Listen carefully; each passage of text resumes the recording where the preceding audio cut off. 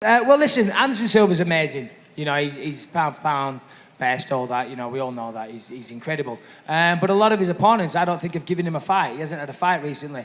Yushin Okami just kind of fell over. Forrest Griffin got jabbed unconscious. You know, people give him too much respect. The only person that didn't was Chael Sonnen. And you know, thank you. He got submitted in the final round. But I know I can give him a good fight. I'll certainly do better than what people recently have done, you know. So I want my chance. I've been in the UFC since 2005, and I feel, you know, I've earned that shot, and I know for a fact I will give him a better fight than what he's had lately. You know, I bumped into Hector Lombard for the first time yesterday in the elevator, and I thought somebody was playing a practical joke. I was like, who is this little poison dwarf? You know, he's about this big. I'm like, come on, seriously? Seriously, this guy? This is the guy with all the hype? You know, I think he's in the wrong weight class. There's a 125 weight class. I think he should be in that. He obviously wasn't getting enough sleep when he was a kid because his mum was smoking or something because his growth has been majorly stunted.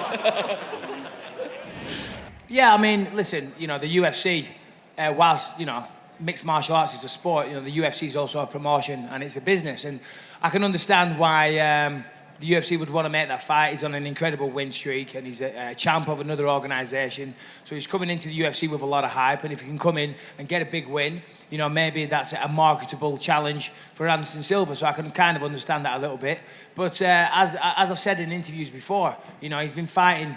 I don't know where he's been fighting and who these people are he's been beating, but I've never heard of any of them. You know, bloody part-time builders and bakers from around the corner, you know. This is the UFC now, you know, this is the real deal. So we'll see how he does tomorrow night. I'm sure he'll do fine. As long as somebody gives him a hand to get into the cage, maybe give him a little step up to get in, he'll be all right, you know. Maybe he can stand on someone's shoulders. But yeah, no, if he wins the fight, I think he might get a shot. I disagree with it, you know. I think there's other people more deserving of that shot, but, you know, I don't make those calls. To be honest, you know, people come up and, you know, they put a camera in your face and they ask you questions, or they give you a microphone and give you a few hundred people to speak to. You know, you've got to say something. But when I'm training for a fight, you know, I'm very, very single-minded, you know. I'm all business, you know. And Brian Stann's he's a tough fight, you know. I'm not going into this fight thinking it's going to be easy at all, you know. He's, you know, he may even be the favourite in this fight, you know. So he's a very, very tough challenge. He hits hard. You know, he's a great fighter. Also, regarding trash talk, I'm going to have to keep my mouth shut with this guy a little bit because, you know, he's the American hero, he's Captain America, all that stuff. Thank God the fight's happening in Canada. If it happened in Texas, I might have got shot on the way out. But, yeah, you know, I'm looking forward to the fight. It's going to be a great fight. We're both going to go out there banging and someone's going to get knocked out. If you beat Brian Stann, how many wins away do you think you are from a title shot? To be honest, I think if I beat Brian Stann, I think I'll get a title shot. Thank you. I've been speaking to the UFC and I've been harassing them for quite some time now about a title shot. And what I'm led to believe is that if I beat Brian Stann and I beat him convincingly, you know, I put a good show on and I mess him up, then hopefully I'll get a shot. I was just wondering what you thought of Chris Weidman's performance against Munoz. He knocked him out pretty convincingly, and I was wondering if possibly a #1 contender fight between you and Weidman's in the works there. Yeah, well, I mean, the thing is this. I mean, Mark Munoz came bouncing into that fight like he was at a bloody NSYNC contest. He looked fat and overweight.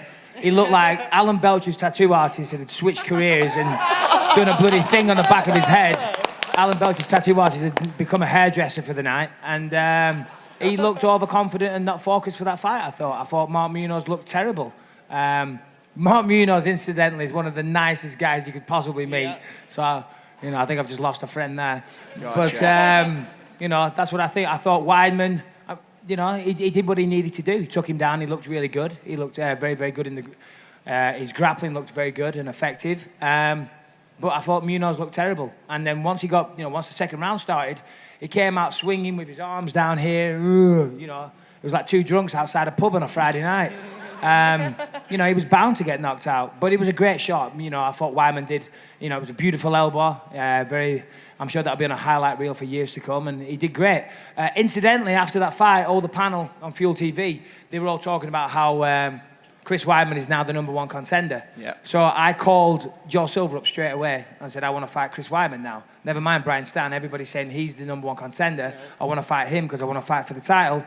And he told me to shut up. He said, you're fighting Brian Stann. Get over it. But, you know, I want to fight for the title. And if they're saying he's #1 contender, that's what I wanted. But, yeah, Weidman did great. Why is it, do you think, that we don't see more British fighters with that sort of defensive grappling and takedown defense and ability to scramble back to their feet? Well, I started doing Japanese jiu-jitsu when I was 8 years old. So this is you get a lot of guys these days, I mean, not necessarily the UFC, but they get into this sport for the image. You know, they want to wear a tap-out T-shirt and, you know, they want to go around telling people they're a cage fighter and all the rest of it. I'm a martial artist and I've done it since I was 8 years old, and this was a natural progression for me. And, you know, I constantly strive to improve and get better. And I started off, as I said, doing Japanese jiu-jitsu and then kickboxing. When I first got involved with mixed martial arts, I did a lot of Brazilian Jiu-Jitsu, obviously, and I'm equivalent to a black belt in Brazilian Jiu-Jitsu, but I don't wear a gi. And my old coach said he would give me a black belt, but I never wear a gi, so he can't officially do that. Regarding British fighters and wrestling, I mean, you could say wrestling is kind of the kryptonite for English fighters because we don't wrestle in high school or college or anything like that. So, you know, obviously, as soon as we come up against a good wrestler, you know, it's a bad recipe for English fighters. But as soon as I started fighting in America, I realised that I would be fighting wrestlers and the people would be trying to take me down. So what I did was every time I sparred or every time I did jiu-jitsu or wrestling or anything, I'd always start on my back and work my way back to my feet, you know, and I just worked that time and time again. And, you know, there's set ways to get back to your feet, you know. It's not easy, but, you know, it's... you know, there's certain ways you do it, certain techniques you can use. And once I mastered that, then I decided I wanted to work my offensive wrestling. So then I started working on that, and I'm pretty happy with where my wrestling is now. I had a question. I was wondering what it was like coaching with Mayhem.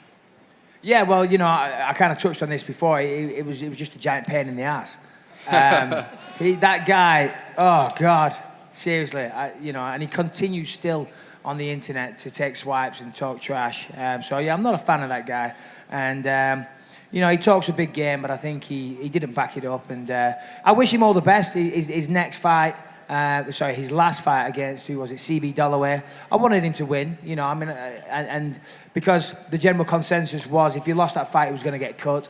I don't like to see... bad things happen to people, and I didn't want him to get cut. You know, I'm a fighter as well, and, you know, I wouldn't want to be out of a job. So I was actually cheering for him in that fight. We all make mistakes. I've made enough mistakes in my life, that's for sure.